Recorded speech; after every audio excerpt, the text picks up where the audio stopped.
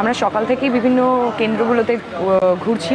আমরা এই জিনিসটা দেখতে পাচ্ছি যে কেন্দ্রগুলোর বাইরে, ভোটার কেন্দ্রগুলোর বাইরে যে টিএমসির বুথগুলো রয়েছে সেখানে 4 জনের বেশি বসার কথা নয়, সেখানে একাধিক জায়গায় প্রচুর গ্যাদারিং আমরা দেখতে পাচ্ছি, লক্ষ্য করছি।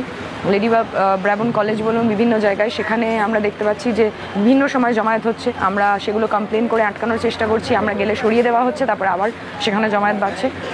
একাধিক ওয়ার্ডগুলোতে আমরা দেখতে পাচ্ছি সেখানে অটো অ্যাক্টিভিটি এবং ইলিগাল বাইক অ্যাক্টিভিটি প্রচণ্ড পরিমাণে, ভোটারদেরকে ইনফ্লুয়েন্স করার চেষ্টা হচ্ছে, থ্রেটনিং করার চেষ্টা হচ্ছে। সেখানে আমরা কমপ্লেন জানাচ্ছি। আমরা চাই যে সুস্থ স্বাভাবিকভাবে নির্বাচন হোক, ভোটাররা নির্বিঘ্নে তাদের ভোটটা দিতে পারুক, এটাই।